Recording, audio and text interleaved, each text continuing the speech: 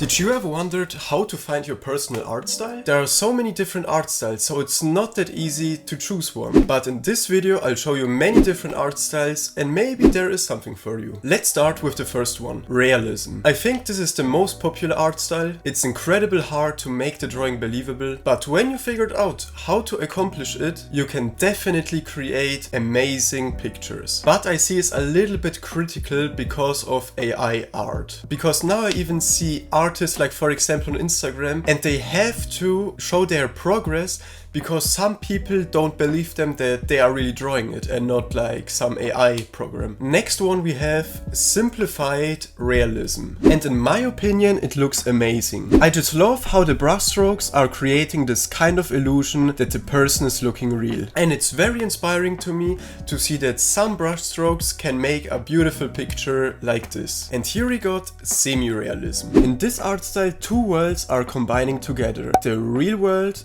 and the fantasy world. And it's amazing for me because you can go really crazy with your creativity. You can create beautiful landscapes like for example something from Avatar and then just put your character inside it. And if you're skilled enough it wouldn't look even off. And because of that it's even my art style. By the way, if you're enjoying this video I would highly appreciate if you would subscribe to my YouTube channel.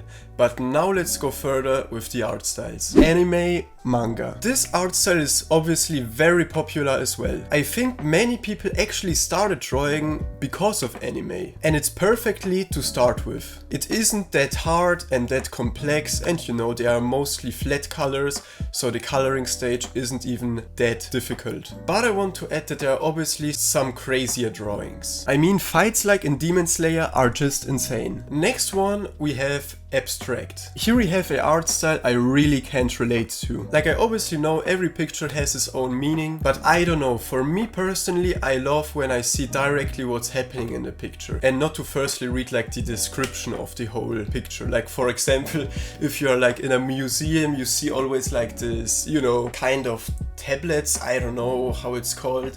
And they're always like the whole description of it, like I'm not complaining about it, like when I'm in a museum I'm actually reading that, but I don't want to read it before I even see the drawing or slash, you know what I mean. You know what I mean, I guess. And here we got a art style that is really beginner friendly and it is vector art. So this art style is very simple. It has very sharp edges, shadows and everything. And as I said, it's definitely the easiest one of the whole list. But it also is like the most boring art style to be honest. But I guess your drawings are more usable. Like for example for a website design or something. Here we got caricatures, I don't know how to spell it.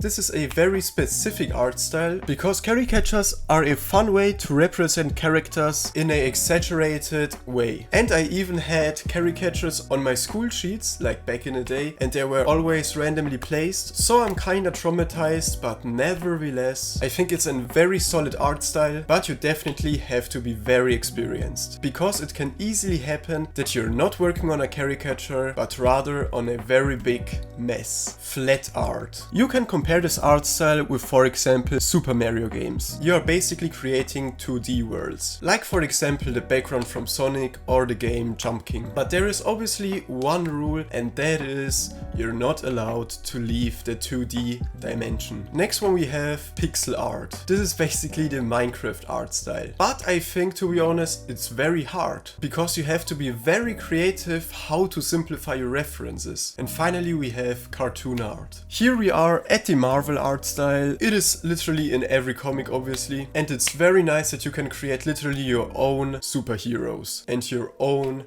fantasy worlds. And you can create even your own story. So I hope you could find an art style for yourself because that was it for today guys. As always, if you enjoyed this video, like and subscribe and I see you guys in the next video. Peace out.